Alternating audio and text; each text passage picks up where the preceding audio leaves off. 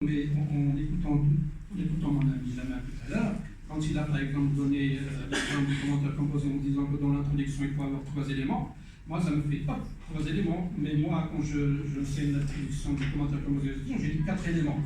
Ouais, vous comprenez, c'est un fait très simple, qui montre qu'il y a une sorte un problème d'information, de contact entre les collègues, et on ne sait pas véritablement ce que le collègue enseigne et de quelle façon il enseigne. Et parfois, chacun enseigne avec une pédagogie qui est parfois contraire à l'opposé de l'autre. Et ça, c'est la commission pédagogique qui doit statuer sur cela. Donc, lorsque j'entends 3 éléments dans une introduction, alors que moi j'enseigne 4 éléments, bah, il faut qu'on s'assoie tous les deux et dire voilà, 3 ou 4. Allez, même 3 et demi. Mais en moins que tous les étudiants aient la même, j'ai envie de dire, la même pédagogie ou les mêmes éléments. Et ça, c'est. Donc, venons-en au sujet de la littérature.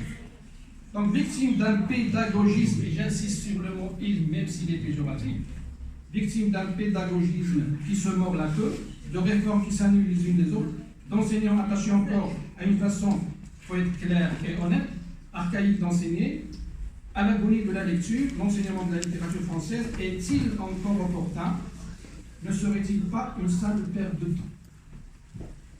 Alors, Sartre disait déjà en 1969 que la littérature ne s'enseignait pas. Général Paul Sartre.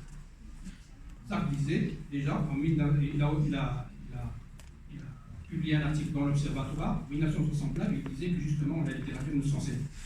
Ceci nous interpelle à plus d'un titre, surtout ceux qui sont des enseignants de la littérature française, et les oblige à se poser plusieurs questions. Et c'est des questions que je me pose, auxquelles je n'ai pas de réponse, ou partiellement. Qu'est-ce qu'un professeur de littérature essaie d'enseigner? La littérature ne concerne-t-elle encore? Quel sens peut-il avoir pour nous d'enseigner une littérature qui, par essence, ne s'apprend pas, mais s'apprécie? Là, je renvoie au mot utilisé par Faulkner, s'apprécie. Quelle est la fonction de la littérature et de son enseignement dans le cadre général de l'enseignement pris comme un tout et considéré dans sa finalité? Dans notre société marocaine et depuis la fin des années 70, les valeurs culturelles fondamentales se sont déplacées de la culture générale littéraire à une culture scientifique et technique, ça a été dit encore, qui reste par ailleurs à son balbutiement. Tout concourt à dégager l'épistémé de notre ère pro-scientifique, qui consiste à souligner que la littérature doit être approchée comme une chose du passé, plus proche de l'archéologie que de la modernité. Alors qu'auparavant la littérature constituait le signe diacritique, distinctif, servant à différencier l'homme inculte, donc exploitable à merci, à l'être cultivé, donc d'élite, il apparaît de plus en plus comme une chose inutile, voire nuisible. N'entendons-nous pas ici et là, oh, tout cela n'est que littérature. C'est-à-dire chose superflue, infructueuse et vaine. La littérature serait-elle devenue une affabulation? Pire encore, une marque de rétrogradation et d'archaïsme. Combien de fois n'avons-nous pas entendu des bouches de nos étudiants, alors que vous leur enseignez la princesse de Clèves, le Rouge et Noir, le Père Goriot, Madame Bovary, les contemplations, etc.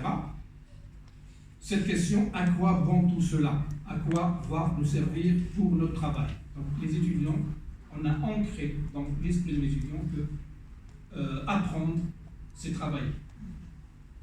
Aller à la fac, c'est trouver un travail. Ça, je ne sais pas comment on fera pour ôter cette idée de... Qu'on le veuille ou non, le malaise est là.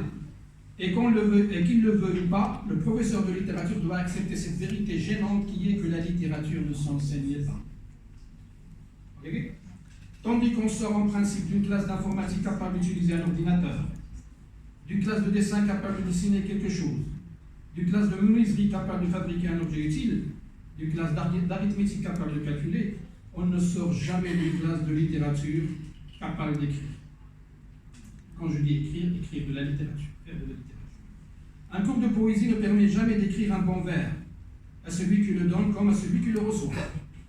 Il ne met en possession d'aucun schème opératoire, aucune technique de production littéraire. La seule production à laquelle il aboutit étant la fameuse dissertation ou commentaire composé. genre qui, dans le meilleur des cas, n'accède pas à la littérature.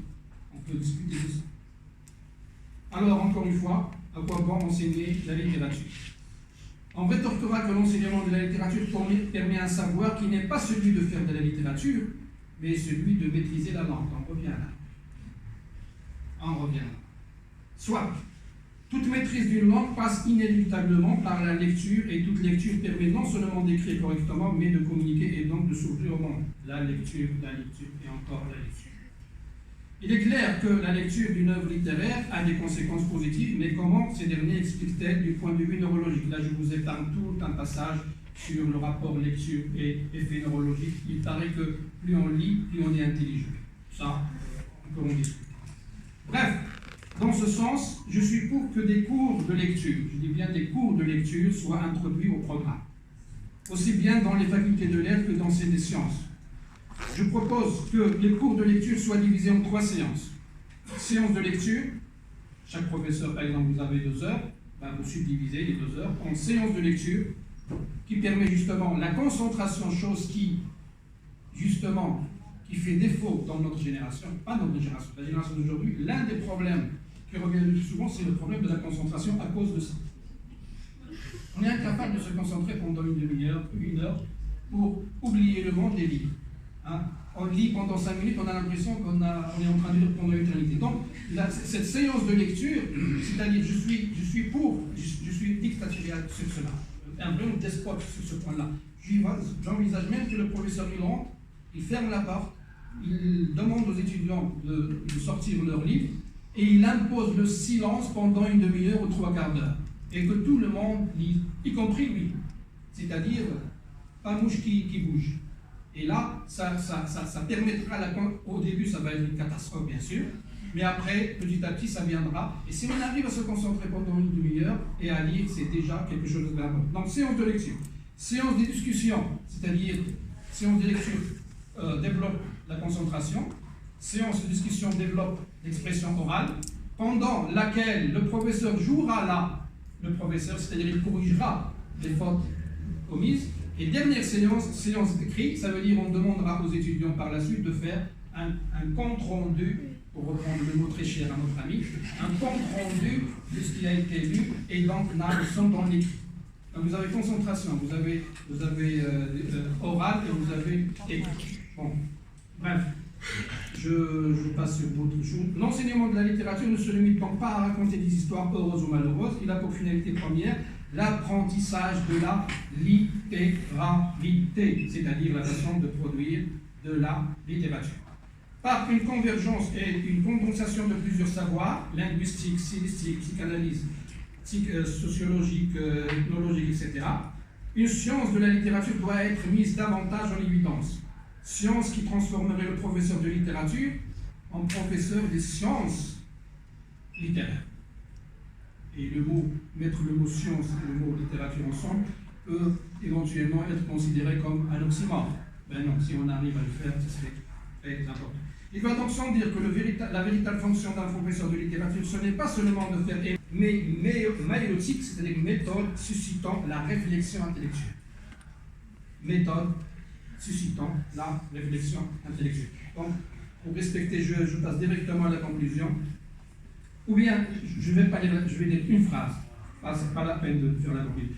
Je dirais ceci. Si la littérature pouvait être un être, la langue en serait le corps et la lecture le cœur. Et merci.